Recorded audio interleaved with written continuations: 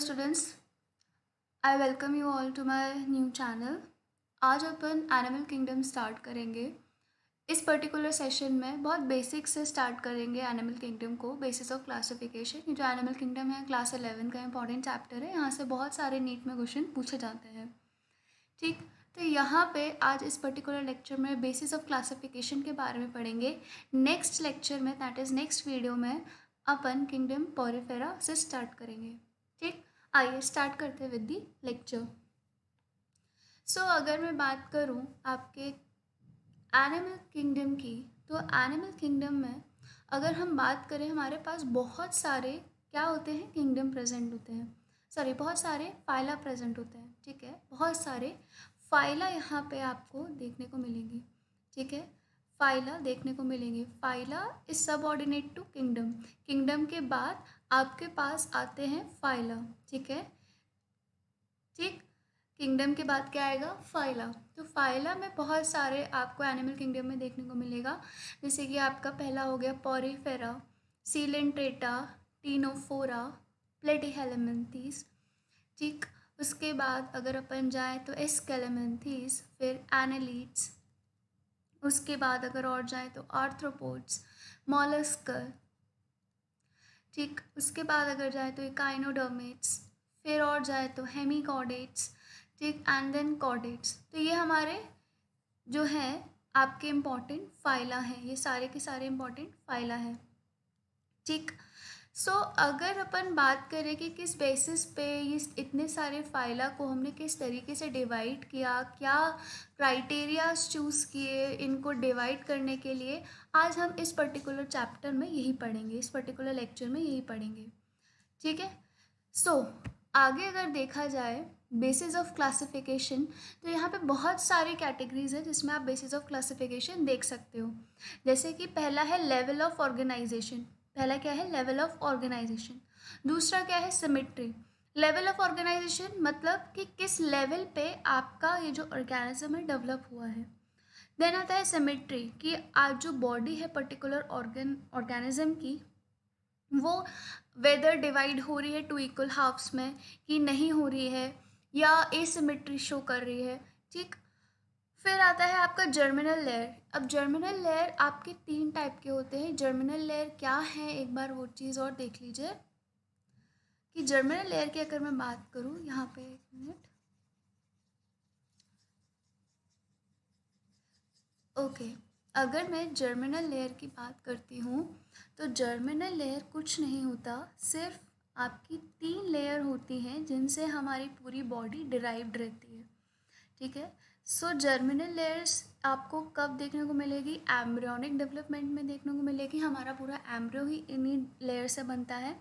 ये आपके कौन कौन सी होती है, एक्टोडर्म, एंडोडर्म एंड मीजोडर्म। ठीक है, ये 3 लेयर्स होती है। ठीक, इन्हीं तीनों लेयर से, इन्हीं तीनों जर्म लेयर से आपकी, हमारी सबकी बॉडी डिराइव्ड रहती है। ठीक, सो आपका जर्मिनल लेयर के बेसिस पे भी हम देखेंगे। उसके बाद बॉडी कैविटी। बॉडी कैविटी मतलब, एक तो यहाँ पे कैविटी को हम सीलोम भी बोलते हैं। ठीक है, सीलोम वर्ड यहाँ पे यूज़ करेंगे। Coelom equals two cavity. ठीक, तो यहाँ पे हम सीलोम किसे बोल रहे हैं, कैविटी को। सो बॉडी सीलोम में बॉडी कैविटी देखेंगे, प्रेजेंट है कि एब्सेंट है। बॉडी प्लेन कैसा है, सेगमेंटेशन यहाँ पे देखेंगे कि बॉडी में सेगमेंटेशन है कि नहीं है। नोटोकॉर्ड देखेंगे, बहुत इंपॉर्टेंट क्राइटेरिया है ये। सर्कुलेटरी सिस्टम देखेंगे कि सर्कुलेटरी सिस्टम ओपन है कि क्लोज है। एम्ब्रियोनिक डेवलपमेंट भी देखेंगे साथ साथ। ठीक, सबसे पहले अपन चलते हैं जो कि इंपॉर्टेंट है, that is the level of organisation.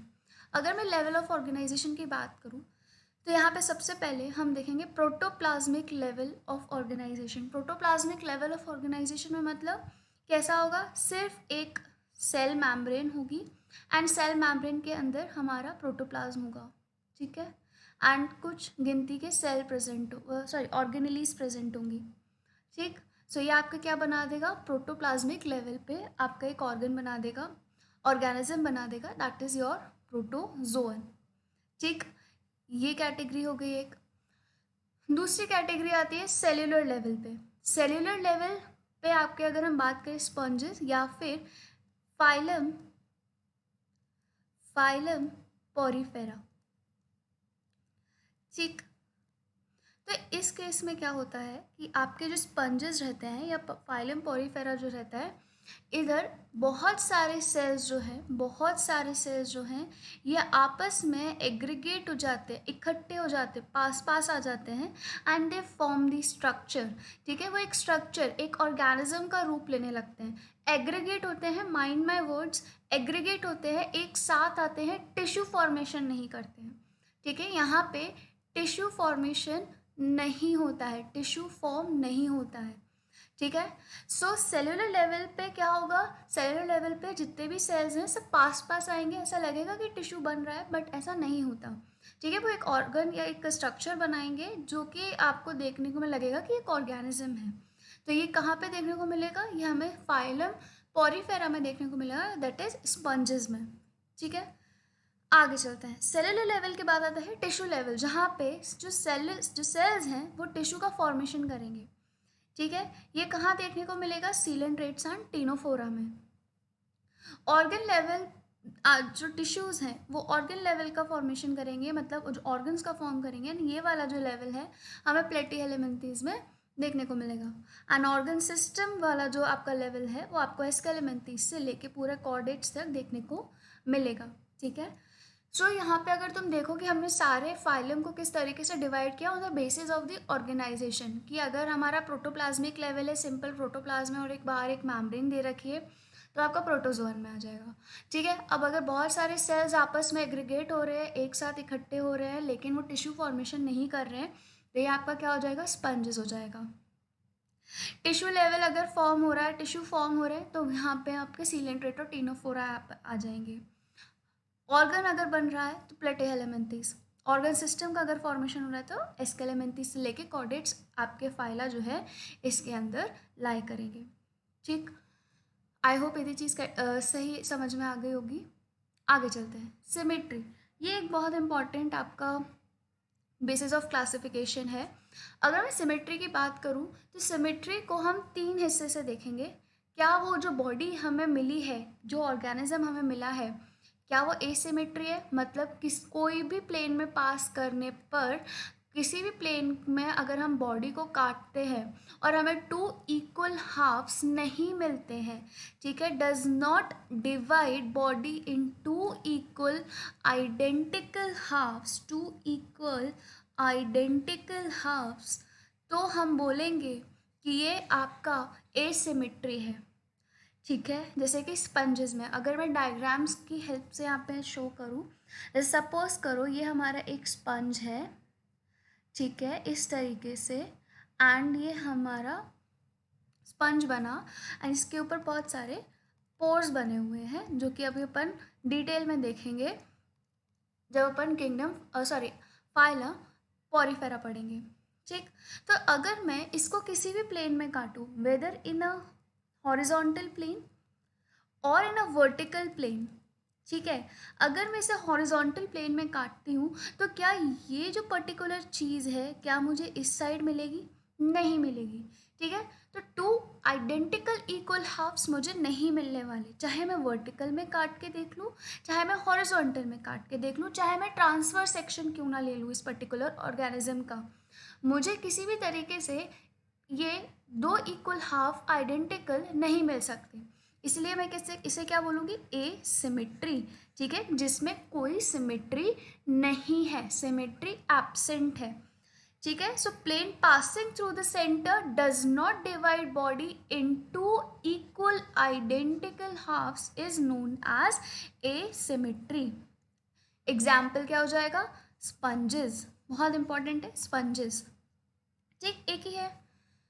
आगे चलते हैं, अगर मैं आगे चलूँ तो यहाँ पर रेडियल सिमेट्री आती है, तो रेडियल सिमेट्री को अगर अपन देखें तो रेडियल सिमेट्री जो है इसमें क्या होता है, जैसे डायग्राम से समझो, ये आपके रेडियल सिमेट्री के लिए हमने बनाई एक बॉल, ठीक है, सपोज करो ये एक बॉल है, अब अगर मैं चाहे इसको इस प्लेन में काटूँ, वर्टिकल प्लेन में काटूँ, ट्रांसवर्स प्लेन में काटूँ, हॉरिजॉन्टल प्लेन में काटूँ, डायगनली इसको काटूँ, किसी भी तरीके से काटूँ, ठीक है, लेकिन मेरा हमेशा जो प्लेन है वो सेंटर से पास होना चाहिए, ठीक है, सेंट्रल एक्सिस से पास होना चाहिए हमेशा। किसी भी प्लेन में काट रही हूँ बट वो हमेशा सेंट्रल एक्सिस से पास हो रहा हो, तो वो हमेशा बॉडी को 2 इक्वल हाफ्स में डिवाइड कर देगा, ठीक है। So any plane passing through the central axis of the body divide the body in 2 equal halves. तुम एक बास्केटबॉल को इमेजिन करो, फुटबॉल को इमेजिन करो। तो जब तुम फुटबॉल या बास्केटबॉल को देखते हो तो उसका सेंट्रल एक्सिस आपको वर्टिकली भी मिल जाएगा, हॉरिजॉन्टली भी मिल जाएगा, डायगनली भी मिल जाएगा, एंड इवन जब आप ट्रांसवर्स सेक्शन लोगे तो उस केस में भी मिल जाएगा, ठीक है। सो जब हम किसी भी प्लेन में काट रहे हैं, लेकिन बस याद रखना है कि जो प्लेन है सेंट्रल एक्सिस से पास हो रहा हो और बॉडी को डिवाइड कर रहा हो into 2 identical equal parts, then it is known as radial symmetry.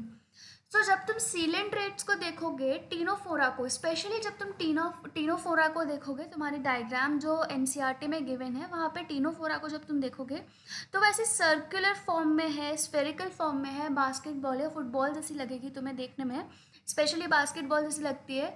तो जब तुम इसे देखोगे तो तुम खुद ही इमेजिन कर पाओगे कि अगर मैं इसे किसी भी प्लेन में काट रहा हूँ या काट रही हूँ तो मुझे ये एक इक्वल हाफ में मिलेगा, ठीक है। सो सीलेंट्रेट, टेनोफोरा एंड इकाइनोडर्मिट्स, इकाइनोडर्मिट्स में भी एडल्ट जो है सिर्फ वही रेडियल सिमेट्री शो करते हैं, तो ये यहाँ पे बहुत बड़ा एक्सेप्शन है, ठीक है। आगे चलते हैं बायलेटरल सिमेट्री पर। अगर मैं बायलेटरल सिमेट्री की बात करूँ, सो बायलेटरल सिमेट्री में तुम्हें अब यहाँ पे अपने आप को अज्यूम करना है, ह्यूमन को अज्यूम करना है। जैसे सपोज करो ये हमने एक ह्यूमन बनाया है, ये इसका हेड हो गया, ये इसके अपर लिम, ये इसके लोअर लिम, ये इसकी आईज, ठीक है, इसकी नोज, इसके स्माइल। अब अगर मैं इसको डिवाइड करूँ इंटू 2 इक्वल हाफ्स में इस तरीके से, तो मुझे सिर्फ इस ही प्लेन में ये एक हाथ मिल सकता है, ये एक पैर मिल सकता है और इसकी एक आँख मिल सकती है और आधा होठ भी मिल सकता है, ठीक है। लेकिन अगर मैं इस पर्टिकुलर ऑर्गेनिज्म को या ह्यूमन को डिवाइड करना चाहूँ इस तरीके से हॉरिजॉन्टल प्लेन में, तो क्या मुझे बराबर और आइडेंटिकल हाफ्स मिलेंगे? नहीं मिलेंगे।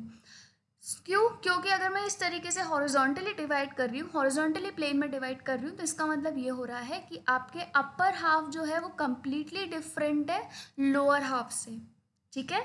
इस वजह से सिर्फ एक ही प्लेन में, वन प्लेन में ही अगर बॉडी डिवाइड हो रही है into 2 equal identical parts, then it is known as bilateral symmetry. अगर मैं प्लेटीहेलेमिंथीज की बात कर लूँ, प्लेटीहेलेमिंथीज में प्लेनेरिया की बात कर लूँ, तो प्लेनेरिया कुछ इस तरीके से दिखता है, ऐसा कुछ या ऐसा कुछ दिखता है, ठीक है। सो प्लेनेरिया की अगर मैं बात करूँ तो ये इस तरीके से अगर मैं डिवाइड कर रही हूँ तो यहाँ पे मुझे 2 इक्वल हाफ्स देखने को मिलेंगे, लेकिन अगर मैं इस तरीके से डिवाइड करूँगी तो मुझे यहाँ नहीं देखने को मिलेगा, ठीक है। सो यहाँ पे याद रखना है सिर्फ एक प्लेन में अगर हमें डिवाइड करने पर मिल रहे हैं 2 इक्वल आइडेंटिकल पार्ट्स तो हम बोलेंगे बायलेटरल सिमेट्री। एग्जाम्पल हो गए प्लेटीहेलेमिंथीज से लेके कॉर्डेट्स तक, ठीक। आई होप ये सिमेट्री वाली बात भी समझ में आ गई होगी। आगे चलते हैं जर्मिनल लेयर। ऊपर तो मैंने आपको थोड़ा बहुत डिस्क्राइब कर दिया था, अभी यहाँ पे फिर से भी बता देती हूँ। अगर मैं जर्मिनल लेयर की बात करूँ तो जर्मिनल लेयर में आपके 3 लेयर्स आती हैं इम्पॉर्टेंटली।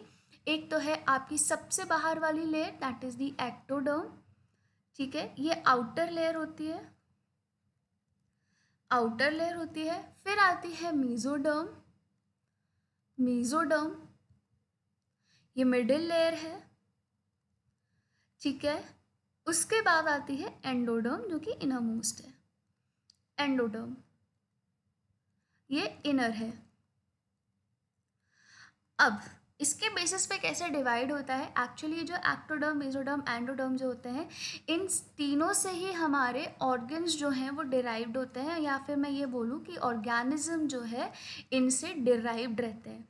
ठीक है, हम जो है इन्हीं 3 जर्म लेयर से बने हुए हैं। ठीक, तो अगर मैं अब इसके बेसिस पे बात करूँ तो आपके डिप्लोब्लास्टिक हो सकते हैं, ट्रिप्लोब्लास्टिक हो सकते हैं। आगे के वर्ड्स ध्यान दो, diploblastic, D I, that is the di, di का मतलब क्या होता है, 2। आइदर ट्रिप्लोब्लास्टिक का ट्राई, ट्राई का मतलब क्या होता है, 3। मतलब डिप्लोब्लास्टिक का क्या मतलब हुआ, आपकी जो ऑर्गेनिज्म है वो 2 जर्म लेयर से बना है। This diploblastic means that the organism is made of 2 germ layers, 2 germ layers. ठीक है, और वो जर्म लेयर कौन सी होंगी, एक होगी एक्टो और दूसरी होगी एंडो। ठीक, अगर मैं ट्रिप्लोब्लास्टिक की बात करूं तो ट्रिप्लोब्लास्टिक का मतलब है यहाँ पे तीनों जर्म लेयर है, एक्टोडर्म, मेसोडर्म एंड एंडोडर्म। ठीक, आगे चलते हैं, डिप्लोब्लास्टिक। सो डिप्लोब्लास्टिक की अगर मैं बात करूँ तो यहाँ पे आपको देखने को मिलेगा कि 2 जर्म लेयर्स हैं, that is the ectoderm and endoderm. फिर आएगा मीजोगोलिया। अब यहाँ पे अगर मैं बात करूँ इस तरीके से कि ये हमने एक बनाया इस तरीके से, and this is your endoderm. ठीक है, ये एंडोडर्म की सेल्स बना ली, and let's say red colour से ये हमने एक्टोडर्म की सेल्स बना ली। ठीक है, इसका ब्रीफ डायग्राम आपको एनसीईआरटी में मिल जाएगा। एंड यहाँ पे हमने ये पिंक या पर्पल कलर से मीजोगोलिया बना लिया। सो अगर मैं लेबल करूँ तो यहाँ पे ये है आपकी एक्टोडर्म। ठीक है, ये वाइट कलर से हमने बनाई है एंडोडर्म, एंड ये पर्पल कलर से हमने या पिंक कलर से बनाई है मीजोगोलिया या मीजोग्लिया। ठीक, इसके एग्जाम्पल क्या हो जाएंगे, एग्जाम्पल होंगे आपके स्पंजेस, सीलेंट्रेट, टीनोफोरा।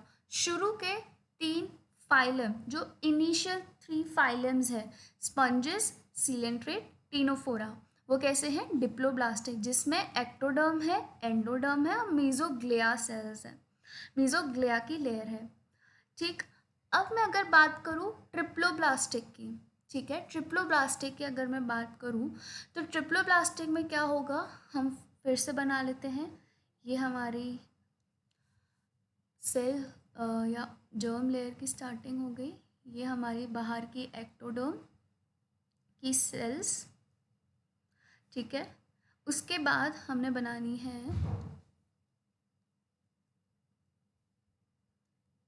इस तरीके से मीजोडर्म की सेल्स, ऐसे। ठीक है, और फिर उसके बाद हमने बनानी है इस तरीके से एंडोडर्म की सेल्स। ठीक है, ऐसा। सो ये सबसे अंदर वाली लेयर कौन सी हो गई, एंडोडर्म। ठीक, उसके बीच वाली लेयर कौन सी हो गई, मीजोडर्म, और लास्ट और सबसे बाहर वाली कौन सी हो गई, एक्टोडर्म। ठीक है, सो अगर पूरी बॉडी जो है वो तीनों जर्म लेयर से बनी है, दैट इज एक्टो, मीजो और एंडोडर्म, तो हम क्या बोलेंगे उसको, ट्रिप्लोब्लास्टिक। पूरा प्लेटीहेलमिन्थेस से लेके कॉर्डेट्स तक सारे के सारे जितने भी हैं आपके aschelminthes, annelids, mollusca, arthropods, echinodermata, hemichordata, chordata, ये सब ट्रिप्लोब्लास्टिक इन ओरिजिन होते हैं। ठीक है, बस इनिशियल के स्टार्टिंग जो है वो आपके स्पंजेस, सीलेंट्रेट और टीनोफोरा, वो कैसे होंगे, डिप्लोब्लास्टिक होंगे। आगे चलते हैं, हमारा फोर्थ बेसिस ऑफ क्लासिफिकेशन है बॉडी कैविटी या फिर सीलोम। तो अगर मैं बात करूँ सीलोम की और बॉडी कैविटी या फिर बॉडी कैविटी की, तो ये आपके या तो एब्सेंट हो सकती है कैविटी, या आपको ऐसा लगेगा कि कैविटी है तो पर एब्सेंट होती है, एंड दूसरी चीज़ होती है सीलोमेट। यानी कि कैविटी प्रेजेंट होती है। यहाँ पे भी दो कंडीशंस आती है, साइजोसील एंड एंटेरोसील। ठीक है, ए सीलोमेट में क्या होगा, बॉडी कैविटी जो है या बॉडी सीलोम जो है वो कंप्लीटली एब्सेंट होगी। ए सीलोमेट, यहाँ ए वर्ड जो है वो एब्सेंस के लिए है। Example Platyhelminthes. ठीक, एक ही एग्जाम्पल है प्लेटीहेलमिन्थेस। स्यूडोसीलोम, यहाँ पे क्या होगा, body cavity not completely lined by mesoderm. Mesoderms are present as a scattered pouches. यहाँ पे फर्दर हम वही सर्कुलर डायग्राम बनाते हैं। ये देखिए, ये इस तरीके से हमारा सर्कुलर डायग्राम है। यहाँ पे आपको इस तरीके से हमने फिर से बनाई क्या, आपकी एक्टोडर्म की सेल्स। ये सारी की सारी जो है ये क्या बन रही हैं, एक्टोडर्म की सेल्स। अब हम बनाएंगे पहले एंडोडर्म की cells. So this is your endoderm की सेल्स। ये क्या है, ये एंडोडर्म की सेल्स है। अब यहाँ पे मेसोडर्म, जैसे पहले की अगर मैं बात करूँ, इस वाले पर्टिकुलर डायग्राम की अगर मैं बात करूँ, तो मेसोडर्म पूरी तरीके से लाइन कर रही है कैविटी को, है ना, ये पूरी तरीके से लाइन कर रही है कैविटी को। बट यहाँ पे कैसे होगा, यहाँ पे जो कैविटी होगी, जो मेसोडर्म होगी, वो इस तरीके से सर्कुलर फॉर्म में, पाउचेस के फॉर्म में इस तरीके से लाइन करेगी।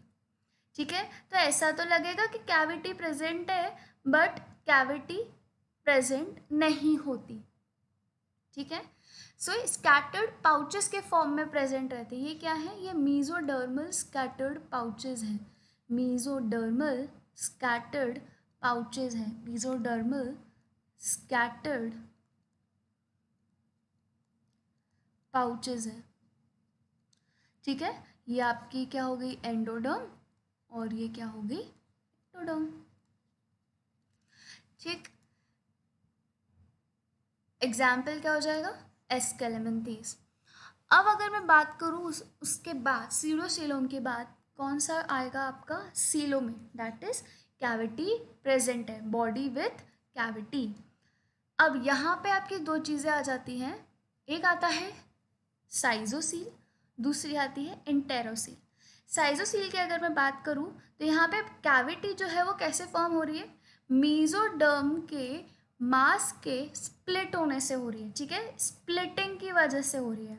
और इंटेरोसील में कैसे आपका फॉर्म हो रही है cavity, it is form by fusion of gut pouches during the embryonic stage.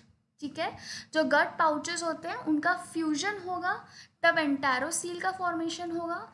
साइजोसील कब बनेगी, जब मेसोडर्मल का मास है उसका स्प्लिट हो जाएगा। ठीक, तो यहाँ पे अगर अपन देखें, अगर इन टोटल देखें सीलोमेट का, तो एनालिट से लेके कॉर्डेट्स तक सारे आपके सीलोमेट के अंदर आते हैं। लेकिन अगर इनको डिवाइड करना है further, so these are annelids, Mollusca, arthropod, ये आएंगे आपके साइजोसील में। इकाइनोडर्मेट, हेमिकॉर्डेट एंड कॉर्डेट, ये आपके आएंगे एंटेरोसील में।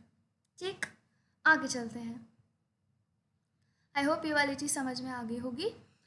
अब आते हैं fifth basis of classification, that is body plane. अब प्लान कैसा है बॉडी का, उसके बेसिस पर डिवाइड होते हैं। तो यहाँ पे तीन चीज़ें आती हैं, cell aggregation, blind sac and tube within tube. So cell aggregation मतलब बहुत सारे सेल आपस में जो अलग अलग फंक्शन करते हैं, वो आपस में एक तरीके से कोई ऑर्गेनिज्म का फॉर्मेशन कर रहे हैं, and it is known as the organism. आसपास आ गए और वो अपने तरीके से काम कर रहे हैं। सो ये इसका एग्जाम्पल क्या हो जाएगा, पॉरीफेरा। तो ये एक हो गया सेल एग्रीगेशन। दूसरा हो जाता है ब्लाइंड सेक। ब्लाइंड सेक में क्या होगा, डाइजेस्टिव सिस्टम जो है वो इनकम्प्लीट होगा। अगर मैं बात करूँ इस पर्टिकुलर एग्जाम्पल की, प्लेटीहेलमिन्थेस के एग्जाम्पल लेते हैं, तो इस तरीके से आपके यहाँ पे इस तरीके से, जस्ट अ सेकेंड, ये हमने बनाई एक ऑर्गेनिज्म। ठीक है, तो यहाँ पे इस साइड में आपका एक ओपनिंग प्रेजेंट रहती है, जो कि माउथ और एनस दोनों की तरफ वर्क करती है। माउथ और एनस दोनों की तरह वर्क करती है, ठीक है। तो यहाँ पे इनकम्प्लीट डाइजेशन होता है, इनकम्प्लीट डाइजेस्टिव सिस्टम होता है, ठीक। अगर कंप्लीट डाइजेस्टिव सिस्टम होता तो इस जैसे हम ह्यूमंस में है, एनस की ओपनिंग अलग होती है और माउथ की ओपनिंग अलग होती है, ठीक है। तो ये ट्यूब विद इन ट्यूब वाला आ जाएगा, कंप्लीट डाइजेस्टिव सिस्टम जिसमें प्रेजेंट होता है, ठीक। तो ब्लाइंड सेक में क्या होगा, सिर्फ एक ही ओपनिंग, जैसे बोरा होता है जो सेक होता है उसमें क्या होता है, सिर्फ एक ही ओपनिंग होती है, बाकी और कहीं से ओपनिंग नहीं होती है, ठीक है। ऐसे ही आपका ये ब्लाइंड सेक वाला स्ट्रक्चर आ जाएगा। Digestive system is incomplete over है। अगर मैं ट्यूब विद इन ट्यूब की बात करूँ तो जो पाइप होते हैं उनमें आपके दो ओपनिंग होती है ना। इसी तरीके से एनस की ओपनिंग अलग होगी, माउथ की ओपनिंग अलग होगी, ठीक। सो डाइजेस्टिव सिस्टम इनकम्प्लीट कहाँ होगा, ब्लाइंड सेक में, और कंप्लीट कहाँ होगा, ट्यूब विद इन ट्यूब में। तो इनकम्प्लीट वाले के एग्जाम्पल क्या हो गए, सीलेंट्रेट और प्लेटीहेलमिन्थेस, और ट्यूब विद इन ट्यूब वाले के एग्जाम्पल क्या हो गए, नेमाटोड से लेके कॉर्डेट तक, ठीक। आगे चलते हैं, that is the sixth basis of classification, segmentation, ठीक है। ये भी बहुत इंपॉर्टेंट है। तो अगर मैं बात करूँ सेगमेंटेशन की, तो यहाँ पे अगर तुम देखोगे सेगमेंटेशन को, सेगमेंटेशन मतलब सेगमेंट्स का फॉर्मेशन, ठीक है, डिवीजन, बॉडी का डिवीजन, ठीक। तो ये हो सकता है या तो स्यूडो मेटामेरिज्म हो या तो मेटामेरिज्म हो। पहले हमें मेटामेरिज्म का वर्ड समझने का मतलब क्या है। मेटामेरिज्म इज बेसिकली आपका वो प्रोसेस होता है जिसमें बॉडी एक्सटर्नली और इंटरनली डिवाइड होती है इनटू दी सेगमेंट, जिसमें कुछ जो आपके ऑर्गन्स हैं उनका सीरियल रिपीटेशन देखने को मिलता है। जैसे कि अगर मैं बात करूं अर्थवॉर्म की, जब आप आगे पढ़ेंगे इस चैप्टर में, तो अर्थवॉर्म की अगर मैं बात करूं तो इस तरीके से कुछ आपका अर्थवॉर्म का स्ट्रक्चर होता है, ठीक है। तो यहाँ पे ऐसा, तो यहाँ पे क्या होगा कि यहाँ जैसे कि मैं ओवरी की बात करूँ, तो ओवरी जो है आपके अर्थ फीमेल अर्थवॉर्म, अगर मैं बात वैसे आपका जो अर्थवॉर्म होता है वो बाइसेक्सुअल होता है, लाइक उसमें आपके दोनों प्रेजेंट होते हैं, ओवरी और टेस्टिस दोनों प्रेजेंट होते हैं। लेकिन मैं अगर सिर्फ ओवरी की बात करूँ तो ओवरी जो है वो आपके 3 सेगमेंट तक जाती है, यानी कि यहाँ पे ओवरी का सीरियल रिपीटेशन हो रहा है आपके 3 सेगमेंट्स में, ठीक। So metamerism is what, it is body is externally and internally divided into segments with serial repetition of some organs. Examples क्या हो गए, annelids and arthropods and chordata. Pseudo metamerism का मतलब क्या हो गया, pseudo means what, false. Pseudo का मतलब क्या होता है, फॉल्स, ठीक। मतलब हमें लग रहा है कि यहाँ पे सेगमेंटेशन है बट एक्चुअल में होते नहीं है। मतलब यहाँ पे बॉडी एक्सटर्नली तो डिवाइड होती है बट इंटरनली डिवाइडेड नहीं होती है, और यहाँ पे ऑर्गन का सीरियल रिपीटेशन भी नहीं देखने को मिलता है। एग्जाम्पल क्या हो गया, टेपवॉर्म, ठीक। Now seventh basis of classification की अगर मैं बात करूँ तो सेवेंथ बेसिस ऑफ क्लासिफिकेशन है आपका नोटोकॉर्ड। तो यहाँ पर अगर नोटोकॉर्ड की बात करूँ तो नोटोकॉर्ड क्या है, बेसिकली ये मीजोडर्मली डिराइव्ड ऑर्गन है जो कि रॉड लाइक स्ट्रक्चर होता है, एंड ये डॉर्सल साइड पे प्रेजेंट होता है, ठीक है। कहाँ प्रेजेंट होगा, डॉर्सल साइड पे प्रेजेंट होगा। इसी की वजह से अगर नोटोकॉर्ड एब्सेंट है, ठीक है, अगर नोटोकॉर्ड एब्सेंट है तो हम उन ऑर्गेनिज्म को बोलेंगे नॉन कॉर्डेट्स, और जहाँ पे नोटोकॉर्ड प्रेजेंट है, नोटोकॉर्ड प्रेजेंट है, उसको हम बोलेंगे कॉर्डेट्स, ठीक है। आगे चलते हैं। Now eighth basis of classification क्या है, सर्कुलेटरी सिस्टम। सर्कुलेटरी सिस्टम में दो टाइप के हैं, ओपन और क्लोज। ओपन में क्या होगा, ओपन में जो आपका ब्लड है वो सिंपली बॉडी कैविटी में, बॉडी सीलोम में फ्लो करेगा, ठीक है। जितने भी ऑर्गन्स हैं वो सब के सब इस ओपन ब्लड में रहेंगे। लेकिन कब, ये आपके ओपन की बात हो गई जब ओपन सर्कुलेटरी सिस्टम होगा। लेकिन अगर मैं बात करूँ क्लोज में, तो ब्लड कहाँ पे फ्लो होगा, ब्लड जो होगा वो उसके पर्टिकुलर वेसल्स में फ्लो होगा, ठीक है, वेसल्स में फ्लो होगा। तो ये कहाँ देखने को मिलेगा? क्लोज में देखने को मिलेगा। एंड यहाँ पे जो ऑर्गन्स हैं वो ब्लड में फ्लोट करते हुए नहीं दिखेंगे, ठीक है। तो ओपन में क्या होगा, ब्लड जो है वो बॉडी कैविटी में रहेगा और ऑर्गन्स जो हैं वो आपको ब्लड में फ्लोट करते हुए दिखेंगे, ठीक है, ब्लड में फ्लोट करते हुए दिखेंगे। एंड यहाँ पे ये चीज़ नहीं होती, ठीक, क्लोज में। तो ओपन की मैं बात करूँ तो arthropod, Mollusca, Echinodermata, Hemichordata. Close की अगर मैं बात करूँ, annelids, Cephalopoda mollusc and vertebrates. Now, ninth basis of classification and last basis of classification is embryonic development, कि एम्ब्रियो का डेवलपमेंट कैसा हो रहा है, मतलब क्या पहले माउथ डेवलप हो रहा है, क्या माउथ पहले डेवलप हो रहा है कि एनस पहले डेवलप हो रहा है, ये चीज़ यहाँ पे देखने होती है। सो अगर माउथ पहले डेवलप हो रहा है तो हम उसे बोलेंगे प्रोटोस्टोमेट, ठीक है, प्रोटोस्टोमेट। अगर एनस पहले डेवलप हो रहा है तो हम बोलेंगे ड्यूटेरोस्टोमेट। क्या बोलेंगे? ड्यूटेरोस्टोमेट, ठीक है। प्रोटोस्टोमेट का मतलब क्या है? माउथ, मुंह जो है वो सबसे पहले डेवलप होगा। ये कहाँ पे देखने को मिलेगा? नॉन कॉर्डेट्स में। और ड्यूटेरोस्टोमेट्स, एनस जहाँ पे सबसे पहले डेवलप होने को देखने को मिलता है वो आपको एकाइनोडर्मेट्स, हेमिकॉर्डेट्स और कॉर्डेट्स में देखने को मिलेगा, ठीक। That's it for today guys. अगर लेक्चर अच्छा लगा हो तो do like and subscribe my channel. Thank you so much.